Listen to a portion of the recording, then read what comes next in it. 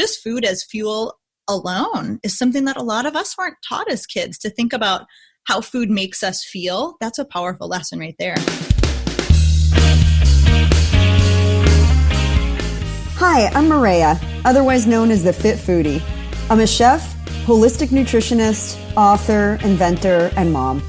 And I want to welcome you to my podcast. It's called Recipes for Your Best Life. And with every episode, I'm peeling back the onion on fitness, nutrition, health, wellness, and family. The truth is, you're the chef of your life. And for every important pillar, there's a great recipe worth sharing. So every week, we'll explore them together. Think of it as food for thought that you can really sink your teeth into. So join me, and let's squeeze the joy out of this life, because you only get one. Can I get a fork, yeah? Chicken nuggets, pizza, hot dogs, French fries. Am I reading from a children's menu? Man, why do we have to dumb our kids down? This is not what we need to be teaching them. What we need to be teaching them is how to own their health through food. And it starts in the kitchen. I am so fired up about this subject because when we imprint our kids the right way, then we make healthy adults, because your taste buds get cemented pretty much by the time you're 5 years old. So if you're eating a bland palette of brown food with no color in sight, guess what? You're going to be a boring eater. As an adult, it doesn't have to be that way. And Katie Kimball, who is a leading voice in healthy kids cooking, is here with us today to talk about the subject. She's dedicated the last 11 years of her career to helping families restore the health of their kids. And it happens one kitchen at a time and one bite at a time.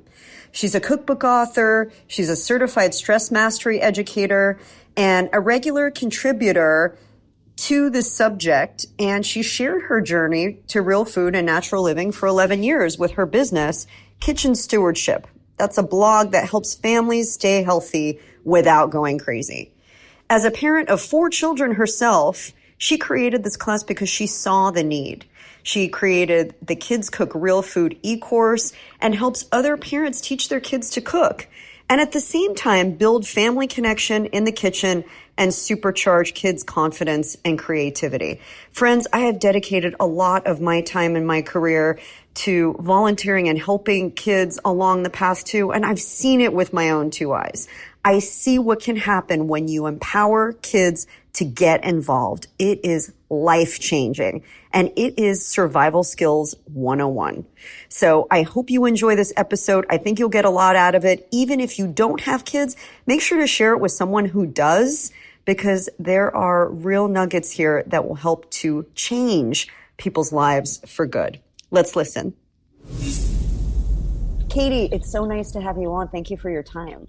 Oh, it's a pleasure to be here. Thank you, Maria.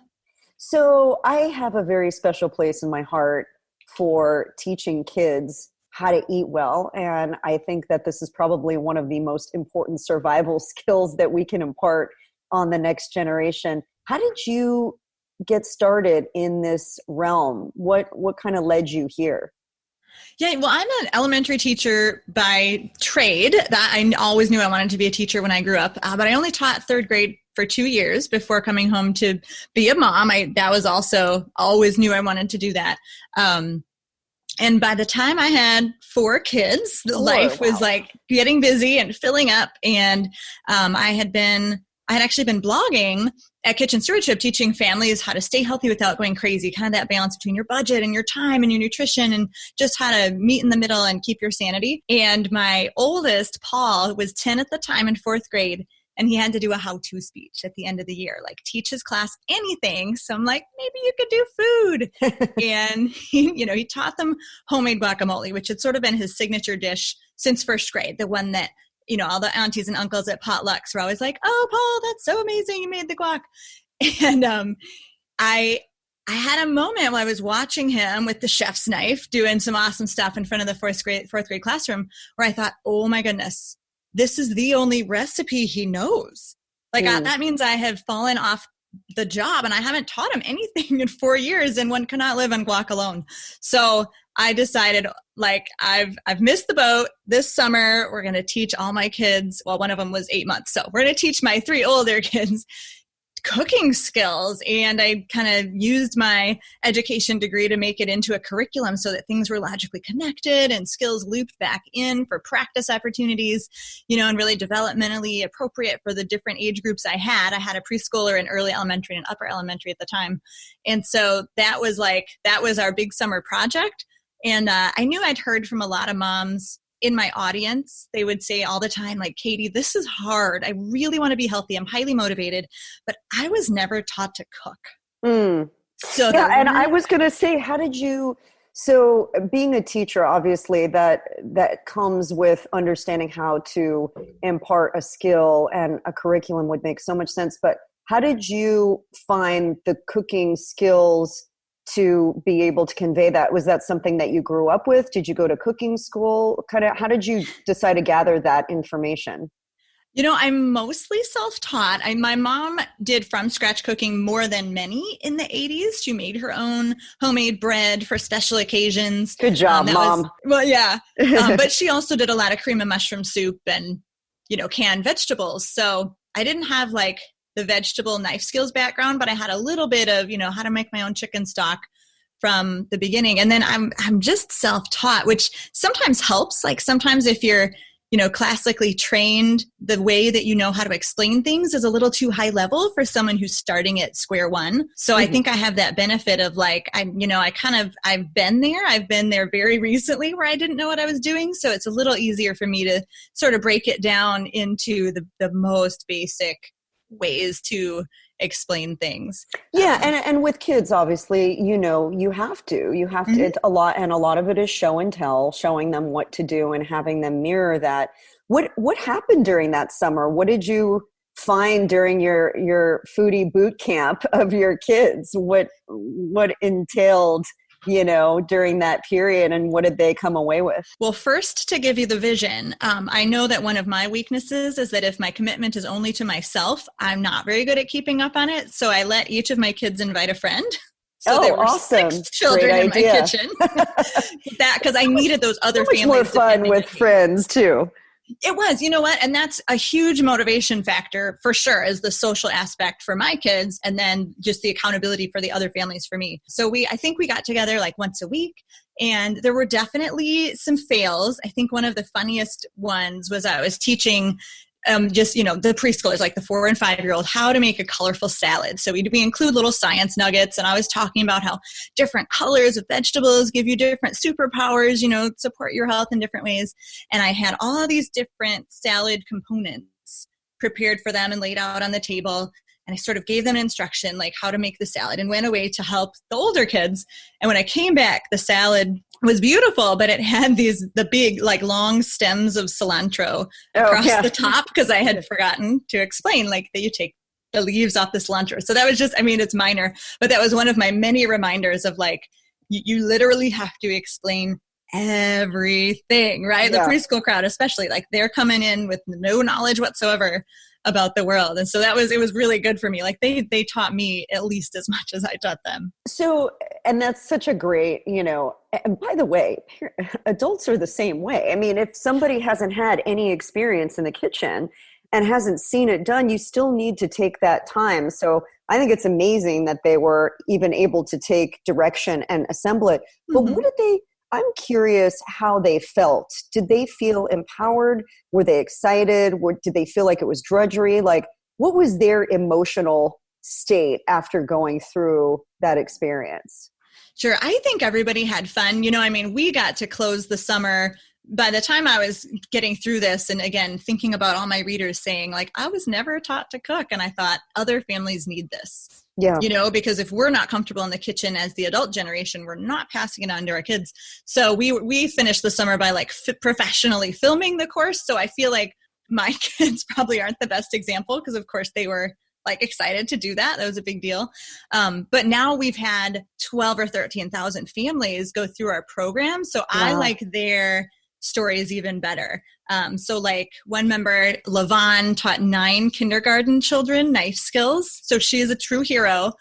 And she even let them use chef's knives to cut raw chicken. So you can only imagine that these kindergartners felt like on top of the world, right? It's incredibly empowering. Yeah. I mean, first of all, she is one brave soul. Right. And second of all, I think, when I have done classes with kids, I'm always fascinated by how just excited they are, and I think there's something very empowering when a child, I did a little class with a 2.5-year-old and we made gnocchi. And after she was forming it, she was like, look, I did it.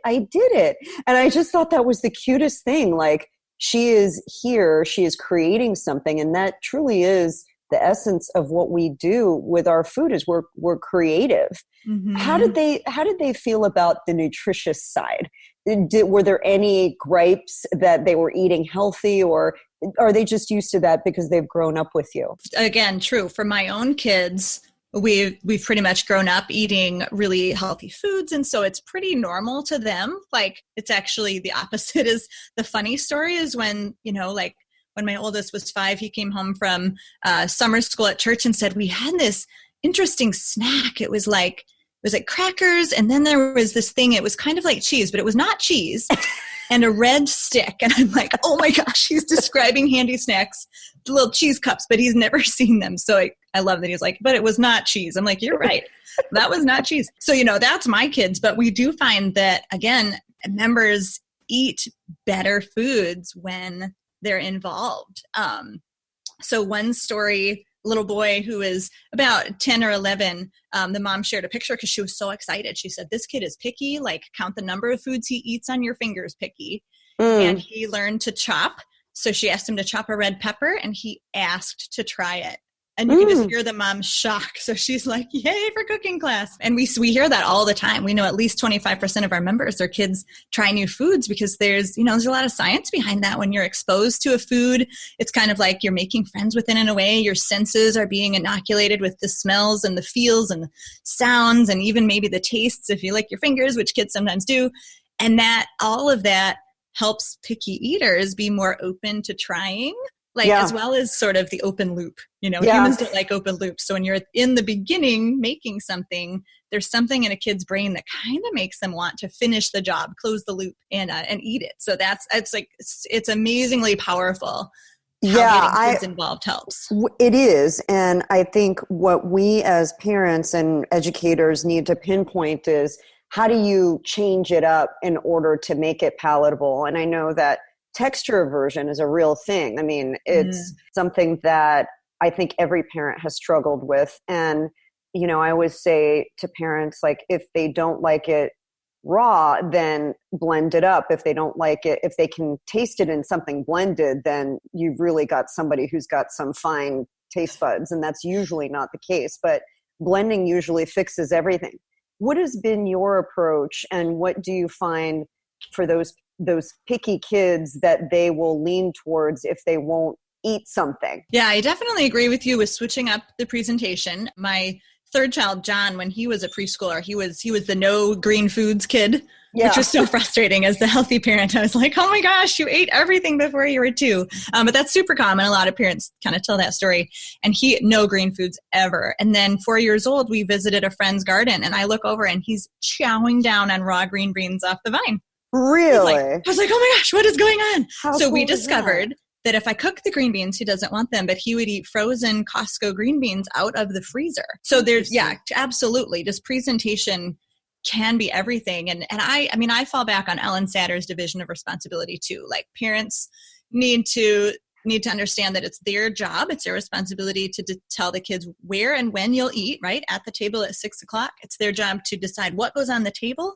And then it's the kids' responsibility to decide if and how much they'll eat. And so there's so many power struggles at the table, right? You have to finish, you have to try this, you have to eat more or whatever. And all of those are a lose-lose situation for parent and child. So the best way to have win-win is to chill a little bit. Yeah. And to just allow the kids that exposure. But I think understanding the science, right? We talked about, like, the more exposure you have to the food, the closer you'll get to eating it. So I usually tell parents, like, if there's a food your child doesn't like, put one bite on their plate. That's less intimidating than a whole serving, right? And you just put that one bite on your plate. And then there's some other strategies. But I think that can be